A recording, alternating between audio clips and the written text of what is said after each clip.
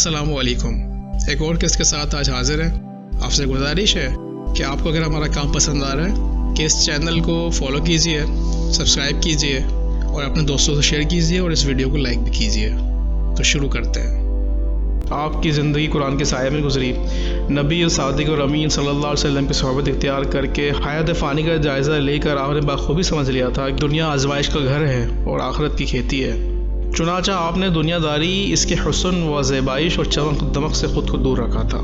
ज़ाहिर और बातिन हर एतबार से आप अपने रब के सामने ख़ुद को झुका दिया करते थे। ऐसे हक़ाइक़ की जड़ें आपके दिल में पेवस्त हो चुकी थीं कि जो इस दुनिया से बेजारी आपके मायन मददगार होती। इस बात पर कामिल यकीन था कि हम इस दुनिया में एक अजनबी मुसाफिर के मुशायबा हैं। जैसा कि इरशाद नबवी है, तुम दुनिया में इस तरह ज़िंदगी गुजारो गोया अजनबी हो या मुसाफिर। ये हक़ाइक़ उमर रज़ी अल्लाह तआला अन्हा के दिल में रच बस गए थे, जिसकी वजह से आपने दुनिया और उसकी चमक दमक को नज़रअंदाज किया और इससे बेनियाज़ होकर ज़िंदगी गुजारी। एक जगह जहाँ कोला गिरगिट डालते थे, वहाँ से उमर रज़ी अल्लाह अन्हा का गुज़र हुआ।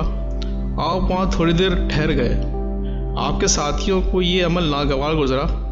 आपने इनसे फरमाया, ये तुम्हारी दुनिया है जिस पर तुम फ़िदा हो और समर मिट रहे हो। सैयदना उमर रज़ी अल्लाह अन्हु कहते हैं कि मैंने दुनिया के बारे में गौर किया तो इस नतीजे पर पहुंचा कि इस दुनिया को तरजीह दूं तो आखिरत का नुकसान उठाता हूँ, अगर आखिरत को चाहता हूँ दुनिया का नुकसान उठाता हूँ। जब मामला इस तरह का है तो फ़ानी दुनिया का ही नुकसान उठाना बेहतर है।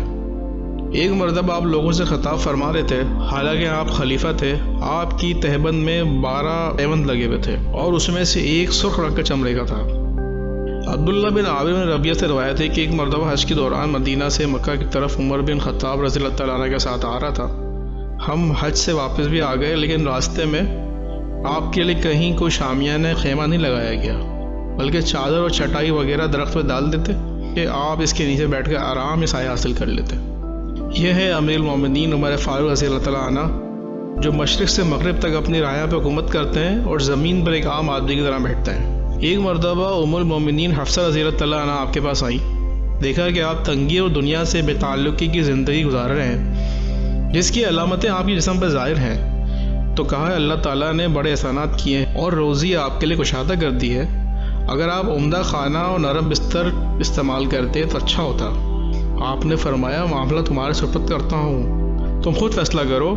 फिर आपने रसूलुल्लाह सल्लल्लाहु अलैहि वसल्लम की तंग गुज़र ज़िंदगी का हवाला दिया और बराबर रसूलुल्लाह सल्लल्लाहु अलैहि वसल्लम के नाम असाइद हालात और आपके साथ अफसर सल्लल्लाहु की तंग हाली का जिक्र करते रहे, यहाँ तक कि इनको रुला दिया। फिर फरमाया, मेरे 2 साथी थे, वो एक ही रास्ते पर चले। अगर मैं भी इन्हीं की तरह तंग हाली की ज़िंदगी गुजारूँ तो शायद फारिग अलबानी कशाद दस्ती के वक्त इन दोनों के साथ रह सकूँ। दुनिया आपकी निगाहों के सामने और कदमों के नीचे आ चुकी थी। आपकी हैदर खिलाफत में बेशतर सल्तनतें फ़तह हो चुकी थीं। दुनिया जलील ख्वार होकर आपके कदमों में गिर रही थी, लेकिन आपने कभी इसकी तरफ निगाह उठा के नहीं देखा और ना ही कभी दिल में ख्वाहिश पैदा हुई। दीन इलाही को क़ुव्वत देने, मुशरिकों की शान और शौकत तोड़ने में ही आपकी पूरी ज़िंदगी गुजरी और इसी को भलाई और सादा समझा। आपकी शख्सियत में ज़हद और तक़वा एक नुमाया सिफ़त थी। आपकी वरा की एक मिसाल का वाक़या वो ये है, जिसे अबू ज़ैद उमर बिन शुबा ने मादान बिन अबू तल्लाह यमरी के हवाले से नकल किया है। वो उमर बिन अब्दुल अन्ना के पास कपड़े और खाना लेकर आए। आपके हुक्म से इसे लोगों में तकसीम कर दिया। फिर आपने दुआ की, अल्लाह तो खूब जानता है, मैं खुद लोगों को नहीं खिलाया, ना खुद को इनको तरजीह दी, सिर्फ इनके साथ खाने में शरीक हुआ हूँ। फिर भी मुझे डर है कि कहीं इस खाने को उमर के पेट में आग का सबब न बना दे। फिर आपने अपनी मखसूस रकम से एक प्याला मंगवाया और फिर इसे आम लोगों की प्लेटों में डालने का हुक्म दिया। अमीरुल मोमिनीन उमर बिन खत्ताब रज़ी अल्लाह अन्हु की ख्वाहिश होती आम मुसलमानों के साथ खाना तनावुल फरमाए, क्योंकि इसमें कई माशरती मुसलसलें पोशीदा होती थीं। जो खाना मुसलमानों के लिए बैतुल माल से बनाया जाता था, इसे खाने में हर्ज महसूस करते थे। इसी वजह से हुक्म देते थे कि मेरे ज़ाती माल से बनाया हुआ खाना मुझे दिया जाए। आपकी एहतियात, वरा और पाकदामनी की बुलंद तरीन मिसाल है। गौर का मकाम है कि आम मुसलमानों के साथ इनके खाने में शरीक होने से हराम माल का अंदेशा बिल्कुल नहीं था। इसीलिए आप इस वक्त आम मुसलमान के एक फ़र्द होते थे, लेकिन अपने रब की रज़ा जोई की खातिर इस माल से भी अपने आप को बचाते थे। खौफ इलाही के पेश नज़र ख़ुद को शुबहात के करीब जाने से रोकते थे। अब्दुर्रहमान बिन यजीद का बयान है, मैंने उमर बिन खत्ताब रज़ी अल्लाह अन्हु के पास गया। आपके पास एक ऊँटनी थी, आप इसे खुद धोते थे। एक दिन आपके गुलाम ने आपको दूध पिलाया, आपने इसे नापसंद किया, कहा तेरा बुरा हो, ये दूध कहाँ से लाया तू? इसने कहा, अमीरुल मोमिनीन, ऊँटनी का बच्चा छूट गया था, इसने दूध पी लिया था, तो मैंने صدقہ کی اونٹنی سے آپ کے لیے دودھ دھو لیا ہے۔ آپ نے فرمایا تیرا برا ہو، تو نے مجھے آگ پلا دیا۔